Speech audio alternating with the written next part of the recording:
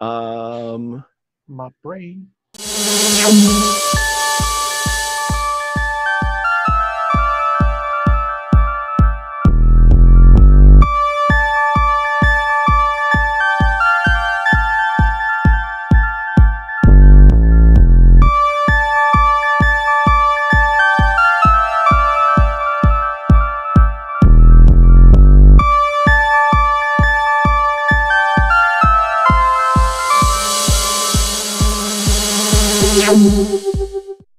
So without any further ado, we just watched Fade to Black, the most 80s movie that takes place in the 80s that ever 80s.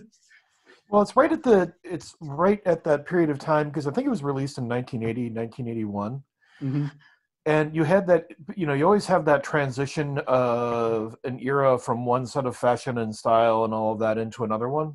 Mm-hmm. And whoever it was who was directing this clearly was like, nope, we're going to look forward at this whole style that's emerging, because it definitely does have that 80s kind of like feel to it. What I love about it is it takes place around Venice and Hollywood and things like that. And Venice is sort of the area where Xanadu was shot, so it kind of looks like Xanadu a lot of times. Yeah, I can see that. And one of the cool things about this movie is that it doesn't feel like a cheapy slasher movie. It feels like it's a wide part of this world. Our main character is employed. Do they cut together trailers? What are they doing? I don't understand. Yeah, it looks like a film editing house of some sort, and also a storage place, because there's tons of 35 millimeter prints freaking everywhere in that. Wasn't that amazing just to see that? Yeah. I'd love to just wander around in there for half a day. Yeah. It follows this employee of that place called Eric Binford, who is obsessed with movies, just like us. More than us. More than us. Way more than us. And I feel like an amateur compared to him. Clear. Yeah, he's got it locked down. Basically, he's lost his grip on reality, and he decides to get even with all of the bullies who are making his life hell. He has a aunt who we find out later has, a whole different relationship to him. Who on multiple levels, actually. Yeah. Who is paralyzed and wandering around in an electric wheelchair, who constantly berates and abuses him. And I got a Mommy Dearest vibe out of that. Yeah, totally had that feel to it. The actress who played the aunt, she played that part so classically. It was if she was in a movie of the era that Binford always used to watch. When she barges into his bedroom in the morning, and to wake him up, she's got that baton. She carried that baton around all the time. Yep. She ends up turning on the radio and just doing this crazy, that was hilarious, but it also gave me a very fun Rocky Horror Picture Show vibe. Because of the way she was moving around and swinging around. She's just completely self-absorbed and bonkers, and yeah, you're the one who screwed up my career and all this sort of thing. Even the so-called sane, there's really not a sane person in this movie. No. Even Mickey Rourke's character was a little nuts. Yeah. So I have to say that they set up each of the killings so that even though you're kind of horrified by him doing these things, you kind of root for him too, because everybody he kills is sort of a douche. He's going back and he's clearly collecting revenge on this one. His aunt fucking destroys his projector. Yeah. I mean, right there, I was like, come on. At that point, you should probably be aware of the fact that somebody's going to want it. He's probably got some violent intentions towards you. Yeah. So he pushes her down the stairs. No. Actually, okay. So I don't think he actually murdered her. Because I think that was a fantasy sequence where he didn't actually do it. No. I think he murdered. I think she died, but I don't think he murdered her. He walks behind the electric wheelchair and just kind of bumps it because it was stuck. So he bumps it, and then she realizes that it's jammed and won't stop. Mm-hmm. and he just does nothing about it. So I don't think he didn't, that first one, he didn't murder her. I think he's laughing after she dies, so he certainly got. And he also pushed her out onto the stairwell too. So yeah, I would if I were on the jury, I might say guilty. So the next person that he kills is, well, Mickey Rourke's character, who is a coworker, who's very young Mickey Rourke. Yeah, being very, very young Mickey Rourke. This is, him at the start of his career. Mm-hmm. And, who's constantly rude and mean to him and all that. So he dresses up and puts on a Hopalong Cassidy mask. And he literally looks like one of the cowboys from the Primus Winona's Big Brown Beaver video. I have to say, that's probably my favorite sequence, because he just looks so cartoonishly out there. And, and Mickey Rourke is just like, oh, so we're playing a game here. So he's going along with it for a little while until he realizes that he's fucked. And then, there was a hooker who gave him who was really rude to him. Gave him the brush off. All she did was give him the brush off. He should have just, I don't know. Yeah. That was an overreaction. True. They're all overreactions, but that one seems especially harsh. So he chases her around until she eventually falls and then lands on a he doesn't actually kill, because he chases her, but she lands on she gets impaled on a piece of wood. Fence. Yeah. That reminded me of a scene from Martin. I don't know if you ever saw George Romero's Martin. No. Yes, that was actually what came to mind, because in that movie, he's kind of in the vampire makeup too, even though he is a vampire, but he's a modern day vampire who uses razors and drugs and things like that rather than actually biting. At one point in time, he meets a film producer, and they're sitting around talking, sharing a joint in the car. So he tells him this film idea, and then later on, he sees an interview with the producer talking about his upcoming film, which is his idea. So he contacts the producer to find out, hey, when are we going to start working on the film? And the producer basically just is like, yeah, whatever. Which seems like as if it didn't happen. Yeah. As if they never even met. Yeah. He was just like, I don't pick up hitchhikers. Does this feel like it was written by somebody who maybe had an axe to grind with Hollywood? Oh, just a bit, yeah. Yeah, I mean, the film. Okay, so when you first start watching this film, you realize it's a pretty dated film as far as. Oh yeah. That's its charm for me. I don't know. Well, okay, so I like that kind of thing, but some people don't, and so that's why I'm mentioning this. You're going to turn the film on, and you're like, oh god, this is going to be like Starsky and Hutch meets Dexter. I'd watch the shit out of Starsky and Hutch meets Dexter. Just chill your jets a bit and watch, because the story is actually really intricately written as far as his descent and how he just falls completely into this mazes and monsters kind of I'm glad you brought that movie up, because I wanted to ask you about that. So does he sort of inhabit that same space as Tom Hanks in Mazes and Monsters? Absolutely. Okay. Absolutely. What I feel is that so he puts on various costumes, and I just want to throw one thing out there. How the hell did he afford some of the shit that he was doing? He was living with his aunt. He couldn't even pay rent. He wasn't working, and all of a sudden he has a Tommy gun. He has I was wondering where he got a Tommy gun, but movie magic. Well, there are a few not consistency. What do they call that? Inconsistencies? No. Continuity problems. Mm-hmm. Yeah.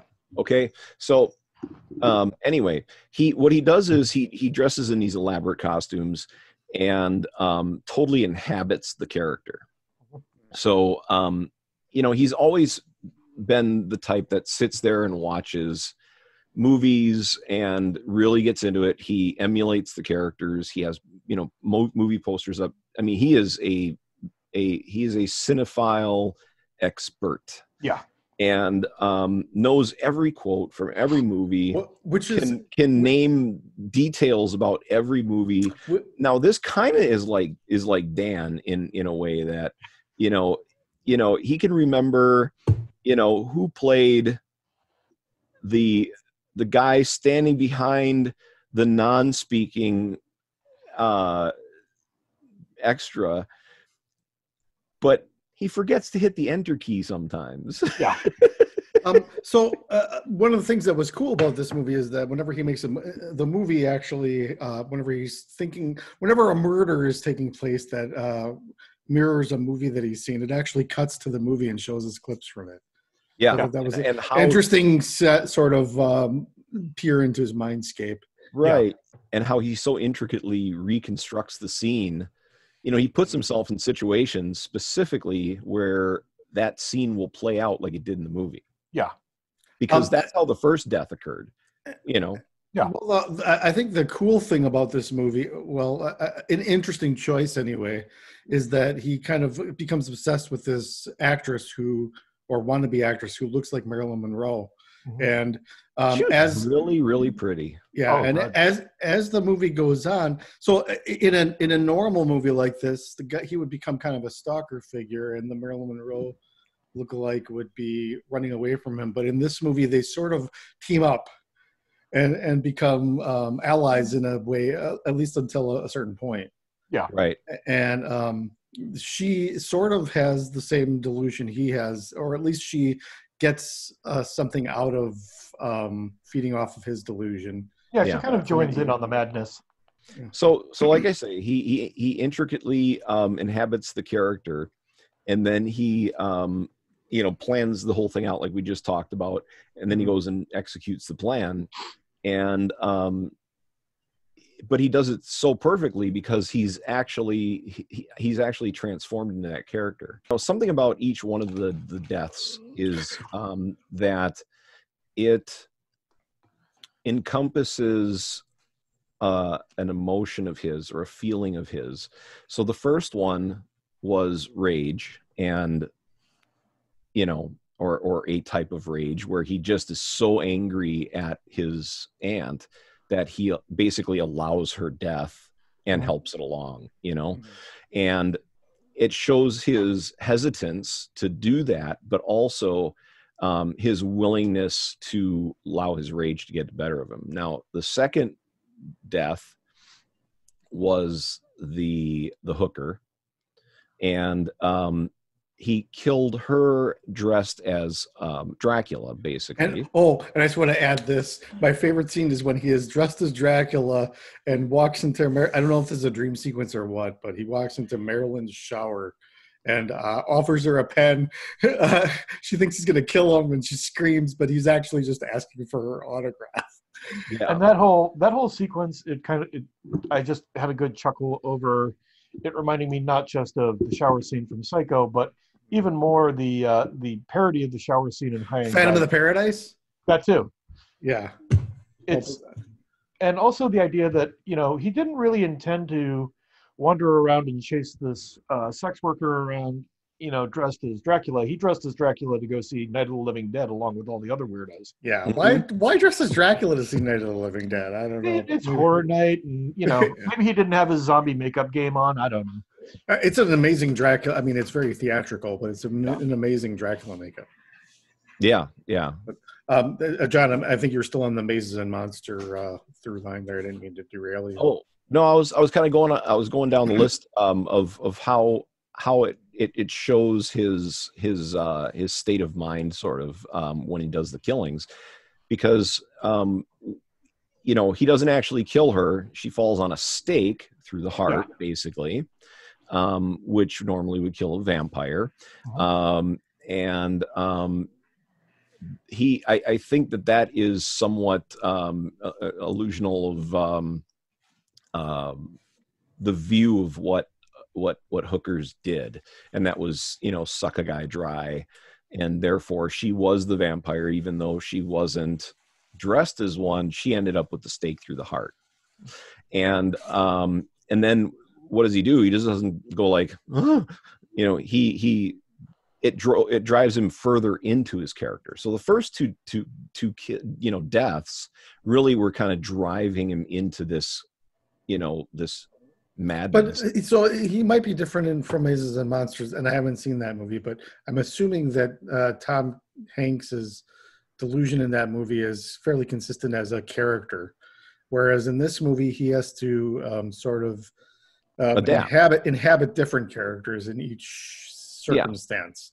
Right. So he's sort of going another route. There's almost sort of inherently another awareness behind that in order to adapt.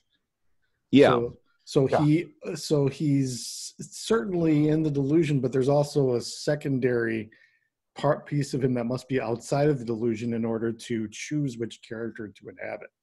Yeah, that's more for him. I think in his madness, his real self and his real psyche has moved to a role of narration only, and so he doesn't actually inhabit Binford anymore. Binford that's why he changes his name as well. You know, it's different. You know, he changes his name to his screen name is what. Which is a Cary Grant character, I think, or no? No, it was the film in the beginning where the guy goes completely psycho and does the same thing. He's in this state where his real self is the narrator, and then the character he's in flux between are his real persona at that point.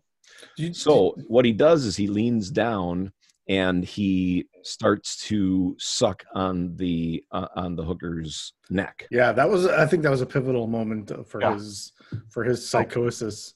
Right. When he actually embraced that. And so he the state of mind he was in there was he was going to get he wanted to get what he wanted. You know, he wanted to pay that prostitute originally, albeit $10, but for cat food, which he borrowed from his aunt. Yeah, which is why I can't understand how he afforded a Tommy gun. In exchange for what's alluded to as being an inappropriate sexual situation with his aunt/mom. The scene that he emulates is then triggered in his mind. Yep. And therefore he pursues her. Which I think is the most sad thing about him, is because he could have really had a healthy relationship with that Marilyn character if he had not embraced, if he had not bought into the idea that he's needing revenge because he needs to, because he feels inferior. Plus, the only moments that he feels empowered is when he's playing as somebody else. Because I was just looking it up, and the name that he chose for himself in the film is Cody Jarrett, who is the James Cagney character in the movie White Heat. And there's another, at the ending, they definitely reference White Heat because they show the James Cagney ending to that "Top of the World, Ma." Yeah, but there's another scene in White Heat where, and they reference it, but he doesn't do it. When they're sitting around. He's sitting with his aunt, and they're eating breakfast. She has a piece of grapefruit laid out for him. And there is a scene from White Heat where Jimmy Cagney took a piece of grapefruit and shoved it into the female lead's face. And you can just see him sitting there thinking about it. Like, he's really thinking about slamming it into his aunt's face. It's great that at the end, it takes place in the Chinese Man's Theater where Star Wars premiered. I just want to say that. But... it was great to. Some of the flaws of the movie is, I think, one of the worst written characters is probably the detective, and definitely the B plot. Everything to do with the police is the worst part of the whole thing. Because everybody in it is overacting, or the psychiatrist who's kind of locked in the basement in this gated area.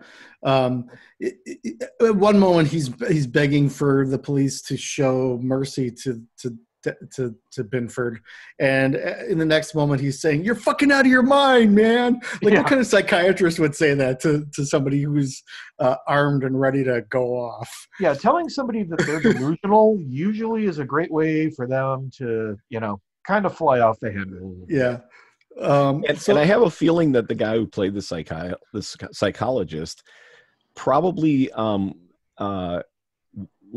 or at least it seems this way, like the type of person, but to play his harmonica, he's that's my favorite scene of any movie that I've watched this year. Is a guy he's fucking snorting cocaine, playing harmonica for a minute solid, and then snorting more cocaine, playing the harmonica again, and some so 1980s. some chick is watching him and kind of going, "Hey, this guy, she likes it," and he doesn't even give a shit. And also, He's supposed to get back to his cocaine and harmonica. and also the two of them in bed later when they pull the covers back, and for whatever reason, there's like a bottle of wine and a thing of Ritz crackers underneath the covers. That was great too. Underneath the covers, yes. Yeah, eating crackers in bed, While having sex. Yeah, just man. Because they were under the covers with them. Does this have kind of an epic quality for a slasher movie? I think this probably feels to me like a really bad, good Brian De Palma movie. It's kind of like they were borrowing an awful lot from Brian De Palma, but at the same time, I'm sitting there and I'm like, I like this film in certain spots, and other spots, every time it got to the point where every time that they were showing the police, I just fast forward.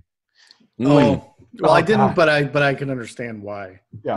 That guy who was playing the captain, every time he came on, I'm like, hey, this is gonna suck. Next. Yeah. I definitely got a very strong Brian De Palma vibe. It was like if someone was a really big fan of Brian De Palma but had no idea of consistent psychological motivations for their characters.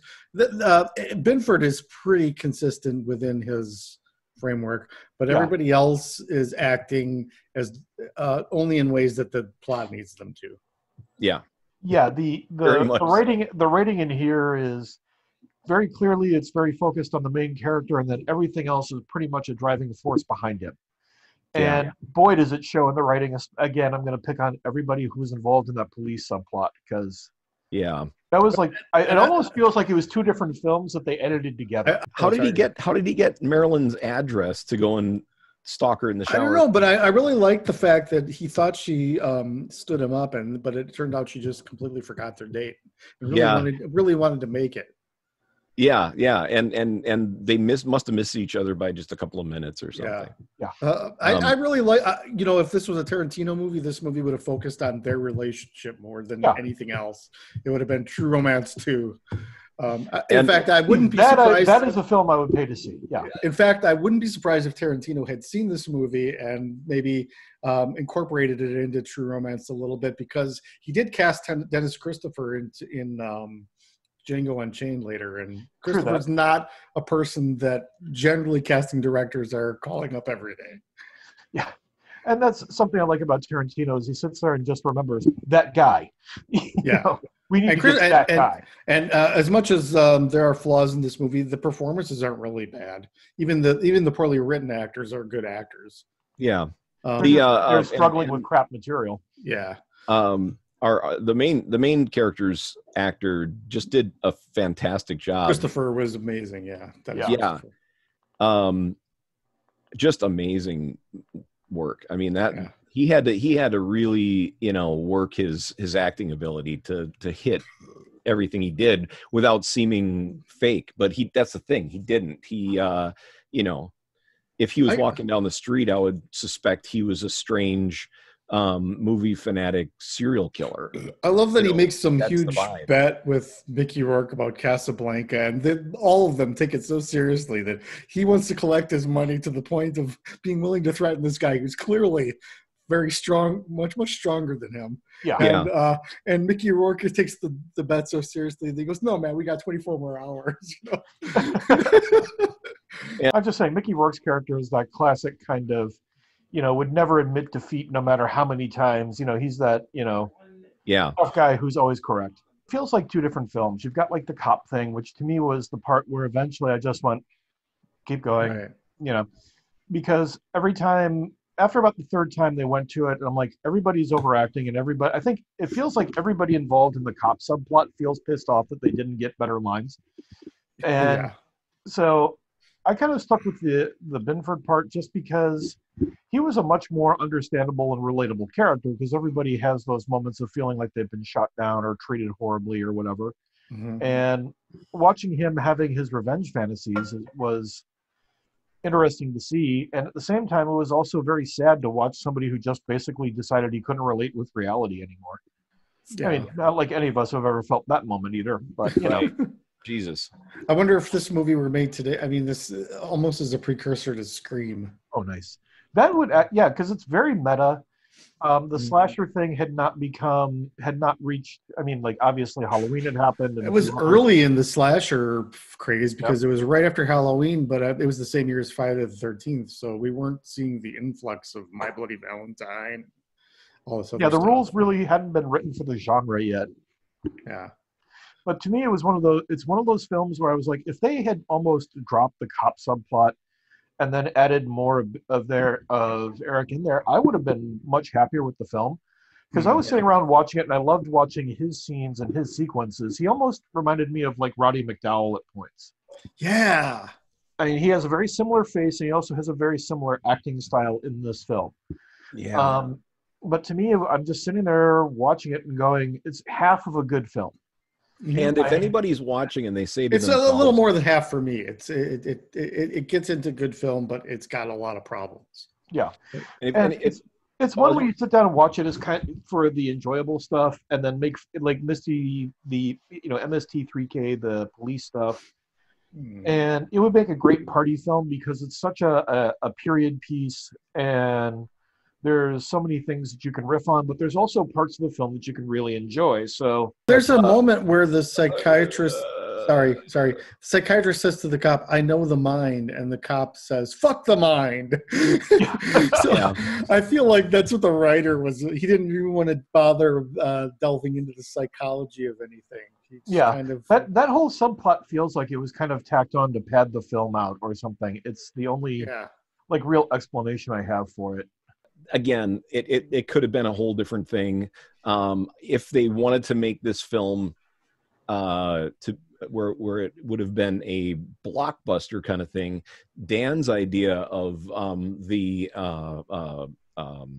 Tarantino approach would have been to make this all about the relationship between Binford and Marilyn, and watching them fall into some kind of like relationship based around their respective delusions and such. You know what? Kind of fun.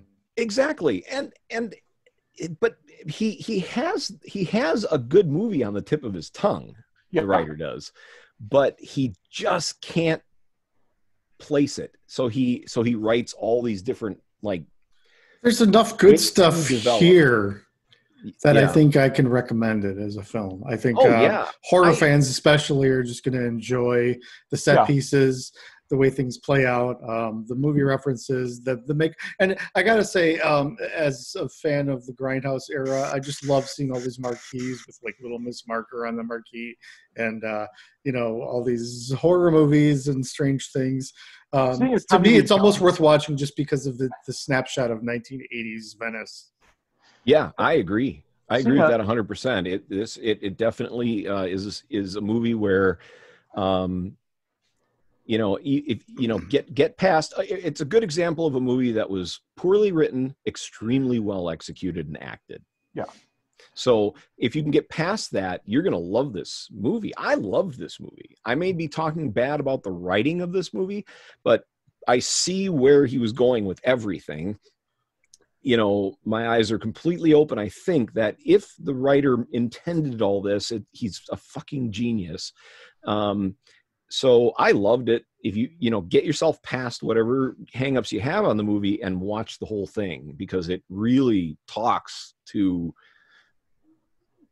problems in a person's life leading to, total psychosis. Total psychosis, yes. Dave, what are your thoughts? Yeah. My thoughts are press play because of the fact that it's a period piece and the set pieces work well. And the stuff with Benson, I think, is really good. The police subplot, sit back, relax, put on your Mystery Science Theater 3000 goggles, and get ready to have some fun. Yeah, or maybe do some baking. Yeah. During those scenes. Yeah. And as bad as those scenes are, they don't take me out of the movie so much that I can't laugh at them and still go for the ride.